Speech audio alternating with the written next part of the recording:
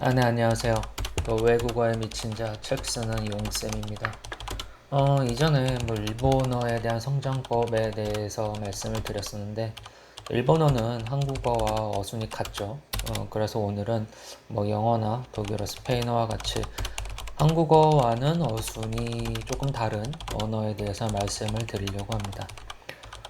중국어나 베트남어 같은 경우도 완전 같다고는 할 수는 없고, 근데 오늘의 학습법은 사실 일본어 외의 모든 언어에는 적용이 가능하다고 미리 말씀드릴 수 있겠어요. 저는 간혹 이런 질문을 받을 때가 있는데, 하루에 공부 얼마 동안 해야 돼요? 혹시 자막을 다 공부하세요? 등등등. 질문의 종류는 다양하지만, 결국 그 근본은, 방법이에요. 저 또한 여러분과 똑같이 겪었었던 그 어떤 고민들이었습니다. 우선 먼저 드리고 싶은 이야기는 고민하고 있다는 것으로 이미 여러분은 자기 개발에 진심이라는 것입니다. 사실 처음에는 누구도 방법을 모르죠. 그래서 일단은 무작정 시작을 해야 되고, 막상 시작을 해보면 누구나 도달할 수 있는 수준은 정해져 있다라는 것을 알게 되실 거예요. 그 때문에 돈 내고 공부하지 마세요라는 말씀을 드리고 있는 겁니다. 이 이야기들은 이미 다른 영상들에서 여러 차례 다뤘었기 때문에 바로 오늘의 본론으로 들어가겠습니다. 일단 외국어 공부에 대한 마음을 정했다면 일단 그 방향을 먼저 정해야 돼요. 회화를 우선시할 것인지, 시험에 비중을 둘 것인지. 근데 저는 무조건 회화를 우선적으로 공부하시길 좀 추천드리고 싶어요. 인터넷에 회화라고 검색을 해서 나오는 그냥 아무 책이나 보세요. 건수는 2권 정도가 적당한 것 같고, 기간은 아마 2달 정도 걸릴 거예요. 근데 이 이유가 단순해요. 정말 최소한의 그 언어에 대한 문법적 체계를 알기 위해서입니다. 하지만 외우려고 하지 마세요. 우리가 책을 읽을 때, 만화책을 볼 때, 영화나 드라마를 볼 때, 아마도 그 내용을 암기하려는 사람은 없을 거예요. 하지만 우리는 그것들을 기억하고 있죠. 왜냐하면 내가 좋아하고 있는 것을, 내가 재미있어 하는 것을 하고 있기 때문이에요.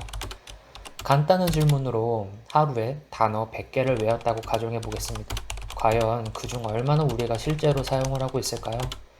아마 그 절반도 안 될걸요? 그렇다면 절반도 실제로 활용되지 않는 그런 비효율적인 학습법을 대체 왜 이어나가는 걸까요?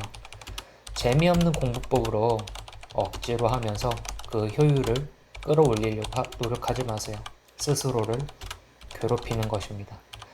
자, 이제 기본 회화에 대한 이해도가 어느 정도 생겼다면 드라마를 보기 시작하세요. 사실 드라마든 영화든 모두 상관없어요. 이 역시 이유는 간단해요.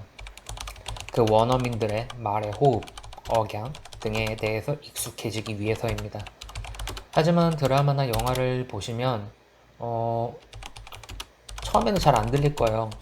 그렇기 때문에 저의 경우는 그 배속을 0.75배로 늦춰서 봅니다. 0.5배는 너무 느리고 처음부터 1배, 즉 원어의 속도로 듣는 것은 너무 빠르다고 생각을 해요. 그리고 여기서 중요한 것은 한국어 자막, 원어 자막 둘 다 켜고 보는 거예요. 스크립트의 대부분은 의역이 돼 있는 경우가 많기 때문에 사전적으로 알고 있는 의미와는 차이가 분명 존재합니다. 그래서 외국어 공부에서 반드시 선행되어야 하는 것은 같은 컨텐츠를 반복해서 보기보다는 다양한 컨텐츠를 접하는 것이죠. 당연히 물론 놓치는 부분도 있을 거예요. 하지만 괜찮아요. 조금 틀리면 좀 어떻습니까? 한국어랑 외국어 자막을 둘 다 킨 채 컨텐츠를 보는 가장 큰 이유는 전체적인 내용 파악이 있기 때문에 일부 놓치는 부분은 그냥 넘기셔도 상관없어요. 그리고 영어나 독일어, 스페인어 이런 문법적 변화가 있는 언어들의 경우에는 미리 그 기초 회화책을 통해서 그에 대한 규칙을 파악했기 때문에 이해하신 데는 무리감이 없을 거예요. 다시 한번 말씀드리지만 지금 쉬운 공부를 하고 있는 게 아니에요. 문법적 변화에 집착하지 마세요. 한국에서 활동하시는 수많은 외국인 방송인 분들이 계시는데 그분들이 한국인만큼 완벽한 한국어를 구사하는 경우는 그렇게 많지가 않습니다. 그렇지만 그럼에도 불구하고 뭐 그러한 뭐 어떤 문법적 변화 그런 부분들에 대해서 뭐 학습에 대한 욕심이 생기신다면 혹시 있다면은 1인칭, 3인칭을 우선적으로 학습하시길 추천드립니다. 당연 모든 것이 중요하긴 하겠지만은 제가 드리고 싶은 이야기는 그정 우선순위를 세워서 학습 계획을 세우시라는 것입니다. 자, 이제 마지막 단계예요. 그것은 바로 발음 체크입니다. 이제 저의 발음을 체크해줄 선생이 필요할 때가 되었어요. 지금 이 순간이 저의 주머니에서 내 피 같은 돈을 써야 할 때입니다. 공부는 결국 혼자 하는 거예요.